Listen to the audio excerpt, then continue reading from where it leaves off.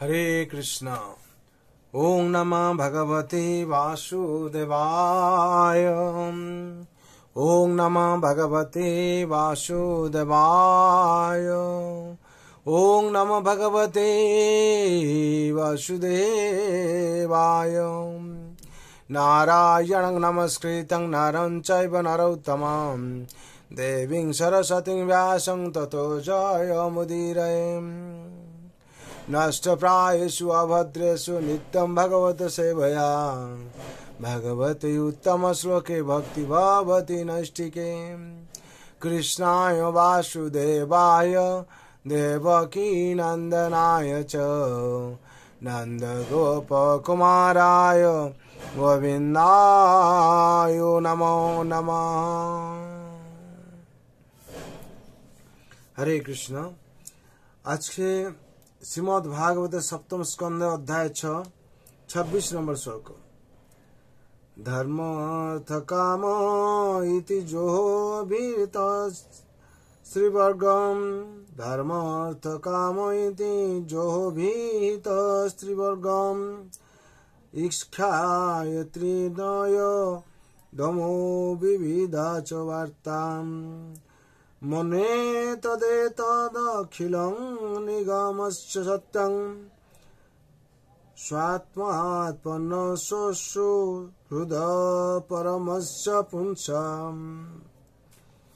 এখানে অনুবাদে বলা আছে ধর্ম অর্থ এবং কাম এই তিনটিকে বেদে ত্রিবর্গ বা মোক্ষ লাভের তিনটি উপায় বলে বর্ণনা করা হয়েছে। এই তিনটি বর্গের মধ্যেই আত্ম উপলব্ধির বিদ্যা, বৈদিক নির্দেশ অনুসারে কর্ম অনুষ্ঠানের পন্থা, তর্কশাস্ত্র, দণ্ডনীতি এবং জীবিকা নির্বাহের বিভিন্ন বৃত্তি নিহিত রয়েছে। এগুলি বেদ অধ্যয়নের বাহ্য বিষয় এবং তাই আমি এগুলিকে জড় জাগতিক বলে মনে করি। কিন্তু পরম পুরুষ শ্রী বিষ্ণু শ্রীপাদপদ্মে আত্মনিবেদনের পন্থাকে আমি দিব্য বলে মনে করি। তাৎপর্য: প্রহ্লাদ মহারাজের এই উপদেশগুলি ভগবতী ভক্তির চিন্ময়ত্ব প্রতিপাদন করে। শ্রীমদ্ ভগবদ গীতায় 14/26 প্রতিপন্ন হয়েছে, মাংচ যোহ ব্যভিচারেণ ভক্তি যোগেন সেবতে সগুণান সমতীতান ব্রহ্মভূয়ায় কল্পতে।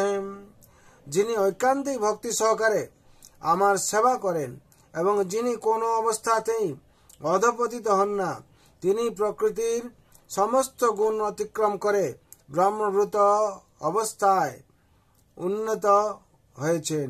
যিনি সর্বতোভাবে ভগবানের প্রেমময়ী সেবায় যুক্ত হন, তিনি তৎক্ষণাৎ চিন্ময় স্তরে উন্নীত হন, যাকে বলা হয় ব্রহ্মভূত স্তর। যে শিক্ষা বা কর্মকার্য ব্রহ্মভূত বা আত্ম উপলব্ধির স্তরে অনুষ্ঠিত হয় না তার জড় জাগতিক। এবং প্রহ্লাদ মহারাজ বলছেন যে জড় জাগতিক কোনো কিছুই পরম সত্য হতে পারে না, কারণ পরম সত্য চিন্ময় স্তরের বস্তু। সেই কথা ভগবান শ্রীকৃষ্ণ ভগবদ গীতায় 2/45 প্রতিপন্ন করে বলেছেন, ত্রৈগুণা বিষয়া বেদা নিস্ত্রে গুণ ভবার্জুন। বেদে প্রধানত জড়া প্রকৃতির 3 গুণ সম্বন্ধে আলোচনা হয়েছে। হে অর্জুন, তুমি সেই ত্রিগুণের স্তর অতিক্রম করে নির্গুণ স্তরে অধিষ্ঠিত হও। জড় জাগতিক স্তরের কার্যকলাপ যদি বেদ বিহিত হয়, তবুও তা জীবনের চরম লক্ষ্য নয়।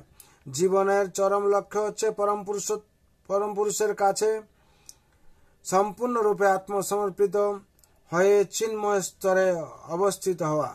সেটি মানব জীবনের উদ্দেশ্য। সারমর্ম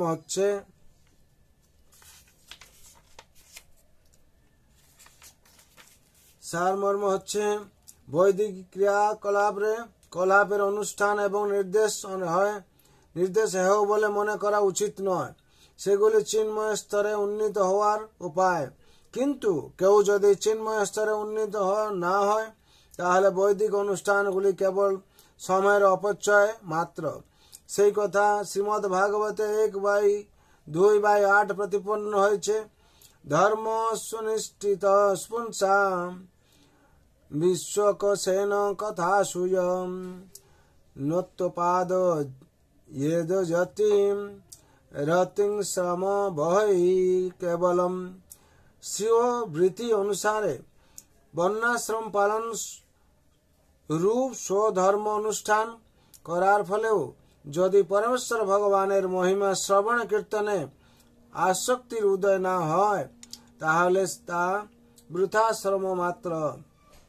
কেউ যদি অত্যন্ত নিষ্ঠা সহকারে ধর্ম অনুষ্ঠান করে, কিন্তু চরমে ভগবানের শ্রীপাদ পদ্মে শরণাগত হওয়ার স্তরে না আসে, তাহলে তার মুক্তি লাভের বা আধ্যাত্মিক উন্নতি লাভের প্রচেষ্টা কেবল সময় এবং শক্তির অপচয় মাত্র। হরি বল। এখানে 26 নম্বর শ্লোক সম্পূর্ণ হলো। এখানে বিশেষ করে বলা হচ্ছে ধর্ম অর্থ কাম ত্রিবর্গ কথা বলা হচ্ছে। আর এখানে বলা হচ্ছে যত কিছু যা কিছু করুক না কেন, যত অনুষ্ঠান করুক, যত যা কিছু দেখাওয়া করুক না কেন, আমি ভগবানকে মানছি, কে করছি, যতক্ষণ সে ভগবান কাছে আত্মসমর্পণ না হয়, দাসত্ব গ্রহণ না করেছে, ততক্ষণ তার সময় অপচয় বলে বলা হচ্ছে। তার জন্য ভগবান নিত্য দাস হচ্ছে আমরা, জীবের স্বরূপ হয়ে কৃষ্ণ নিত্য দাস। সেই নিত্য দাসত্ব যতক্ষণ গ্রহণ করানো হয়েছে, সময়ের অপচয় বলে বলা আছে। তার জন্য বিশেষ করে আমরা এই প্রহ্লাদ মহারাজের উপদেশ থেকে শিক্ষা পাচ্ছি যে মানব সমাজে যদি সে জন্ম মৃত্যু জরা ব্যাধি চক্র থেকে উত্তীর্ণ হতে চায়, জীবনের যদি সে নিজেকে দাসত্ব গ্রহণ করার জন্য চায়, তাহলে ভগবান চরণে আত্মসমর্পণ করে আনন্দ থাকতে পারবে এবং জন্ম মৃত্যু জরা ব্যাধি চক্র থেকে সে মুক্তি হতে পারবে।